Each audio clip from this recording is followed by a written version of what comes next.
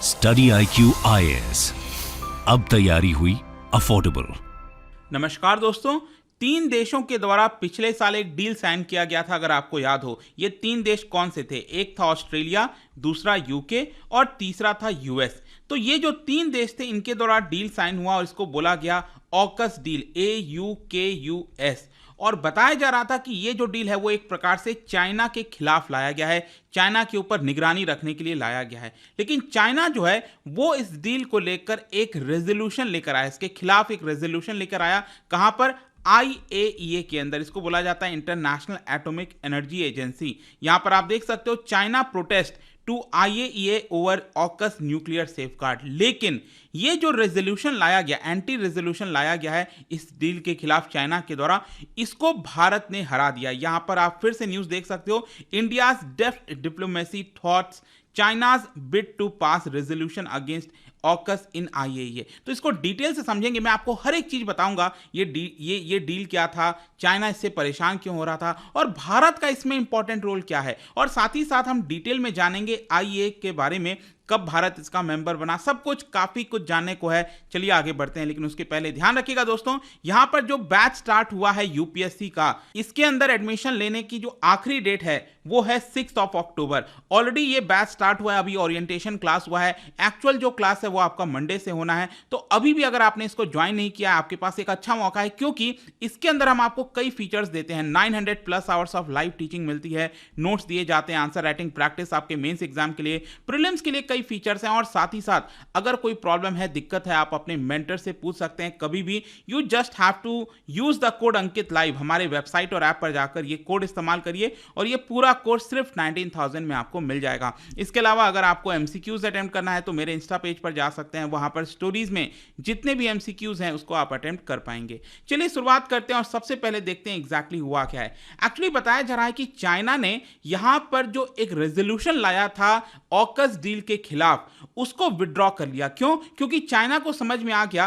कि वो जो रेजोल्यूशन ला रहा है उसको मेजॉरिटी सपोर्ट नहीं मिल सकता है, और इसके पीछे यहां पर काम किया भारत ने। भारत ने कई सारे जो मेंबर्स हैं इंटरनेशनल एटॉमिक एनर्जी एजेंसी, उनके साथ मिलकर यह कहा कि नहीं, चाइना का जो रेजोल्यूशन है हमें उसको हराना है, उसको पास नहीं होने देना है। तो इन सभी चीजों को एक एक करके दोस्तों हम समझेंगे। सबसे पहले आपको यहां पर IAEA के बारे में जानना जरूरी है, ये होता क्या है, तो आपको जो पूरा मामला है वो अच्छे से समझ में आ जाएगा। देखो, इसका मतलब है इंटरनेशनल एटॉमिक एनर्जी एजेंसी। इसके नाम से आप समझ पा रहे होंगे कि दुनिया भर के अंदर यहां पर जितनी भी चीजें होती हैं which is related to nuclear energy, atomic energy, उसके बारे में काम करता है, उसको लेकर कॉपरेशन करता है अलग अलग देशों के साथ। और इसके अलावा मैं आपको बता दूं कि ये एक इंडिपेंडेंट एजेंसी है, लेकिन ये पार्ट है UN एजेंसी का। ठीक है, यूनाइटेड नेशंस का ही पार्ट बताया जाता है, क्योंकि हर साल इनको रिपोर्ट करना होता है UNGA को, यूनाइटेड नेशन जनरल असेंबली को हर साल रिपोर्ट करना होता है। तो UN की एजेंसी है, ये आपको ध्यान में रखना है। इसके अलावा क्या होता है कि इसमें कई सारे जो मेंबर कंट्रीज हैं, पार्टनर्स हैं, वो यहां पर दुनिया में जो न्यूक्लियर से रिलेटेड टेक्नोलॉजीज हैं उसका पीसफुल यूज हो, उसका गलत इस्तेमाल ना हो सके, उसको लेकर IAEA ये काम करता रहता है। 1957 में फाइनली इसको एस्टैब्लिश किया गया था और इसका हेडक्वार्टर, ध्यान रखिएगा, यूरोप के अंदर आपने देखा होगा ये देश है ऑस्ट्रिया, उसकी जो कैपिटल है वियना, वहां पर आपको देखने को मिलेगा। तो यहां पर आप देख सकते हो ऑस्ट्रिया जो है उसके आसपास कौन कौन से पड़ोसी देश हैं वो आपको ध्यान होना चाहिए, और यहां पर जो वियना है वहीं पर इसका हेडक्वार्टर है। करेंटली अगर आप देखोगे तो इसमें लगभग 171 कंट्रीज इसके मेंबर्स हैं, तो लगभग दुनिया के ज्यादातर देश इसके मेंबर्स हैं। ध्यान रखिएगा, भारत इसका मेंबर 1957 में ही बन गया था, ये एक इंपॉर्टेंट चीज है। अब इनका फंक्शंस क्या होता है? फंक्शन यही है IAEA का कि दुनिया भर में जो भी न्यूक्लियर से रिलेटेड टेक्नोलॉजीज आ रही हैं, कुछ भी हो रहा है, तो उसका प्रैक्टिकल एप्लीकेशन कैसे करना है, प्रमोट कैसे करना है, असिस्ट कैसे करना है, रिसर्च एंड डेवलपमेंट कैसे करना है, पीसफुल यूज होना चाहिए, न्यूक्लियर टेक्नोलॉजीज का गलत इस्तेमाल नहीं होना चाहिए। और साथ ही साथ आपको पता है एक ट्रीटी है जिसका नाम है NPT, nuclear non proliferation treaty. इस ट्रीटी का मेन मकसद है कि न्यूक्लियर जो चीजें हैं उसका प्रोलिफरेशन ना हो, लीकेजेस ना हो, तो उसको लेकर भी ये जो एजेंसी है वो आपकी काम करती है। अब देखिए क्या होता है, जैसे आपने देखा होगा यूएन के अंदर हर साल यहाँ पर कॉन्फ्रेंस होता है, अलग अलग ऑर्गेनाइजेशंस के कॉन्फ्रेंस होते हैं, उसी तरीके से इंटरनेशनल एटॉमिक एनर्जी एजेंसी का यहाँ पर जनरल कॉन्फ्रेंस होता है। ठीक है, तो ये जो भी कुछ हुआ है ना, चाइना और जो पूरा मामला अभी चल रहा है वो जनरल कॉन्फ्रेंस में हुआ है। हर साल यहाँ पर जितने भी मेंबर कंट्रीज हैं 171 वो साथ में मिलते हैं और चीज़ों को डिस्कस करते हैं। तो ये हर साल रेगुलर बेसिस पर होता है और यूजुअली सितंबर के महीने में होता है। और आप देख सकते हो इस बार का जो पूरा कॉन्फ्रेंस था वो चला 26 सितंबर से लेकर 30 सितंबर तक, और ये 66th जनरल कॉन्फ्रेंस था इंटरनेशनल एटॉमिक एनर्जी एजेंसी का। ठीक है, तो इसी के अंदर जो भी हुआ ना, चाइना और भारत को लेकर जो भी कुछ हुआ था वो इसी वाले कॉन्फ्रेंस में हुआ है।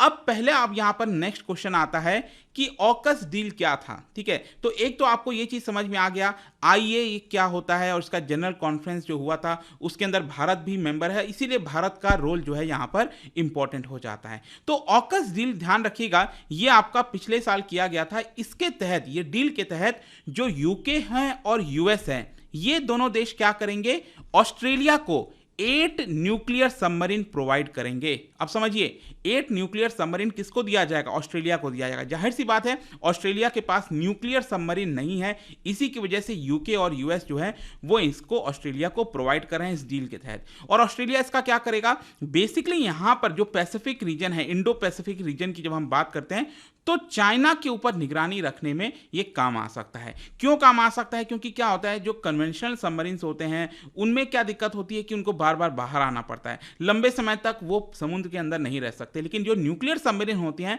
वो लंबे समय तक, मतलब जितना मन चाहे उसको समुद्र के अंदर रखो, क्योंकि उससे लगातार इलेक्ट्रिक जनरेट होता रहता है और उसमें कोई प्रॉब्लम नहीं आती। तो यहां पर ऑस्ट्रेलिया को वो पावर देना चाहता है यूके और यूएस, क्योंकि यूके यूएस तो चाइना से दूर है और उसका जो पार्टनर है ऑस्ट्रेलिया, उसके पास ये चीज नहीं था, और इसीलिए यहां पर ये जो 8 न्यूक्लियर सबमरीन है वो ऑस्ट्रेलिया को मिलना था। और जाहिर सी बात है ये इसीलिए किया जा रहा था कि चाइना के खिलाफ यहां पर काम किया जा सके। तो जाहिर सी बात है चाइना को क्या ये पसंद आएगा, बिल्कुल नहीं पसंद आएगा। ऑल्दो अगर आप देखोगे तो यूके और यूएस ने ये बोला था कि जो न्यूक्लियर सबमरीन होगा उसके अंदर कोई हम न्यूक्लियर वेपन नहीं प्रोवाइड कर रहे हैं। आप समझो न्यूक्लियर सबमरीन का मतलब क्या है कि वो सबमरीन न्यूक्लियर टेक्नोलॉजी के माध्यम से चल रही है, लंबे समय तक चलती रहेगी, उसको बार बार बाहर नहीं आना पड़ता है। ठीक है, लेकिन उसके अंदर ऐसा नहीं है कि आप न्यूक्लियर वेपन लगा कर दे रहे हो। तो यूके यूएस का कहना है कि हम यहाँ पर कोई भी न्यूक्लियर वेपन लगाकर नहीं दे रहे हैं। क्वेश्चन ये भी आपके मन में आ सकता है क्या भारत के पास भी न्यूक्लियर सबमरीन है? बिल्कुल है। मैं आपको बता दूं कि यहाँ पर कुछ ही ऐसे देश हैं, सिर्फ 6 ऐसे कंट्रीज हैं जिनके पास ये टेक्नोलॉजी देखने को मिलती है, जैसे चाइना, फ्रांस, रशिया, यूके और यूएस, और उसके बाद भारत भी है। तो 1987 में क्या हुआ था, सबसे पहले हमने सोवियत यूनियन से यहां पर लिया था और इसको नाम रखा था हमने INS चक्रा, और INS चक्रा 2 ये भी 10 साल के लीज पर हमने 2012 में रशिया से लिया था। और साथ ही साथ हम अपना भी जो न्यूक्लियर सबमरीन है उसको भी बिल्ड करने की कोशिश कर रहे थे। फाइनली आप देख सकते हो INS अरिहंत, आपने नाम सुना होगा, ये भारत का इंडिजीनियस जो न्यूक्लियर सबमरीन है वो आपका कमीशनिंग की गई थी 2016 में। बताया जाता है कि इसका जो सेकंड अरिहंत क्लास है INS अरिघात, ये आपका ऑलरेडी लॉन्च हो चुका है 2017 में और बहुत ही जल्द इसकी भी कमीशनिंग कर दी जाएगी। तो भारत के पास भी ये पावर है, लेकिन ऑस्ट्रेलिया को ये देना जरूरी था कि अगेन यहाँ पर चाइना को टैकल किया जा सके। अब यहाँ पर क्या होता है कि जो ये पूरा डील होता है इसको लेकर जो IAEA है, इंटरनेशनल एटॉमिक एनर्जी एजेंसी, वो भी यहाँ पर देखभाल करती है, मतलब उसको भी देखना पड़ेगा ना, क्योंकि न्यूक्लियर से रिलेटेड पूरा मामला है। तो IAEA का भी जिम्मेदारी बन जाता है कि क्या ये सही तरीके से हो रहा है कि नहीं हो रहा है। तो यहां पर IAEA ने यहां पर जांच किया इस डील को लेकर और कहा कि नहीं, जो भी कुछ है वो ठीक है। लेकिन चाइना यहां पर रेजोल्यूशन ले आया, ये जो जनरल कॉन्फ्रेंस अभी हुई थी 26 सितंबर से 30 सितंबर के बीच में, और यहां पर चाइना का ये कहना था हम इसके खिलाफ हैं, हम नहीं चाहते कि न्यूक्लियर सबमरीन जो है वो ऑस्ट्रेलिया को दिया जाए। और चाइना का इसमें यह मानना है कि ये NPT के खिलाफ है, न्यूक्लियर जो नॉन प्रोलिफरेशन ट्रीटी था ना उसके ये खिलाफ जा रहा है। और साथ ही साथ चाइना ने यहाँ पर IAEA के जो रोल है उसको भी क्रिटिसाइज किया है कि ये जो एजेंसी है वो सही से काम नहीं कर रही है, और उनका बेसिकली यहाँ पर यही कहना है कि ये इलीगल ट्रांसफर किया जा रहा है, जो न्यूक्लियर वेपन मटेरियल्स है वो इलीगली यूके और US जो है वो ऑस्ट्रेलिया को सप्लाई कर रहे हैं। और हमें इसको किसी भी प्रकार से रोकने की कोशिश करनी चाहिए। लेकिन क्वेश्चन ये है कि ऑकस मेंबर्स का क्या कहना है, जो ऑस्ट्रेलिया है, यूके है, यूएस है, इनका क्या कहना है इसको लेकर। देखो, ऑस्ट्रेलिया, यूके, यूएस का ये कहना है कि एनपीटी के अंदर जो मैरीटाइम न्यूक्लियर प्रोपल्शन है उसको दिया जा सकता है एनपीटी के तहत, ठीक है। अगर हम यहाँ पर आईएईए को नेसेसरी अरेंजमेंट्स करके दिखा दें, सब कुछ प्रोवाइड कर दें कि इससे कोई खतरा नहीं है, तो यहाँ पर किया जा सकता है, ऐसा नहीं कि इसको नहीं किया जा सकता। लेकिन चाइना का कहना है कि नहीं, यहाँ पर ऑस्ट्रेलिया खुद से न्यूक्लियर को प्रोड्यूस नहीं कर रहा है, उसको दिया जा रहा है, तो डेफिनेटली यहां पर प्रोलिफरेशन हो रहा है, मतलब कि आप चीजों को प्रोवाइड कर रहे हो, इसका गलत इस्तेमाल भी हो सकता है। तो चाइना इसके खिलाफ है, लेकिन बाकी के कई सारे जो कंट्रीज हैं कहते हैं कि नहीं, ये ऐसा होना कोई गलत बात नहीं है। जाहिर सी बात है, सबका अपना जियोपॉलिटिकल इंटरेस्ट आ जाता है। भारत भी तो चाहेगा ना कि हाँ, ऑस्ट्रेलिया को दिया जाए, क्योंकि अल्टीमेटली इसका एम क्या है, ऑस्ट्रेलिया यहां पर टारगेट करेगा चाइना को, लेकिन चाइना को ये बिल्कुल पसंद नहीं आएगा। तो इसी को लेकर अब आप देखिए भारत ने किस तरीके से ये जो पूरा रेजोल्यूशन था उसको डिफीट करने में कितना बड़ा योगदान दिया। भारत का कहना था कि हम यहां पर एक ऑब्जेक्टिव व्यू ले रहे हैं। भारत का मानना था ऐसा कि जो टेक्निकल इवैल्यूएशन किया गया है इंटरनेशनल एटॉमिक एनर्जी एजेंसी का, वो बिल्कुल सही है, इसमें कोई गलत नहीं है। और साथ ही साथ जो इंडिया का मिशन है आईएईए के अंदर वियना में, वहां पर उन्होंने जो छोटे छोटे जितने भी मेंबर कंट्रीज हैं 171, उनके साथ यहां पर बातचीत किया और मनाने की कोशिश की कि ये जो रेजोल्यूशन लाया जा रहा है चाइना के द्वारा, हमें उसको हराना है। और इसी की वजह से क्या हुआ कि जो छोटे छोटे देश थे उनको एक क्लियर विजन दिख गया कि हाँ, ये चाइना का जो प्रपोजल है हम उसके खिलाफ वोट करेंगे। और इंडिया की जो डिप्लोमेसी है वो आईएईए के मेंबर्स के द्वारा सराहाया गया, अप्रिशिएट किया गया कि भारत ने बढ़ चढ़कर इसके अंदर योगदान दिया है। और खुद यूके, यूएस, ऑस्ट्रेलिया ने भी भारत की तारीफ की कि यहां पर भारत ने एक बड़ा काम किया है ताकि बाकी के मेंबर कंट्रीज को मनाया जा सके।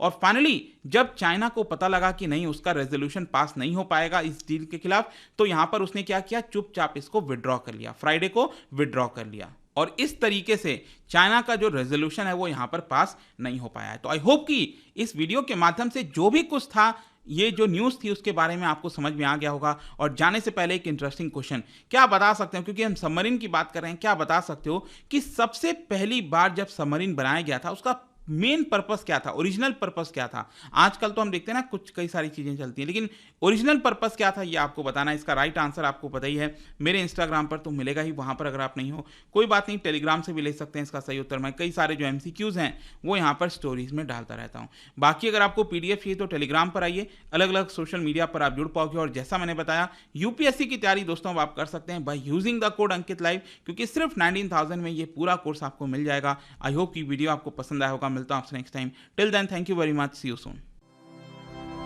स्टडी IQ IAS, अब तैयारी हुई अफोर्डेबल।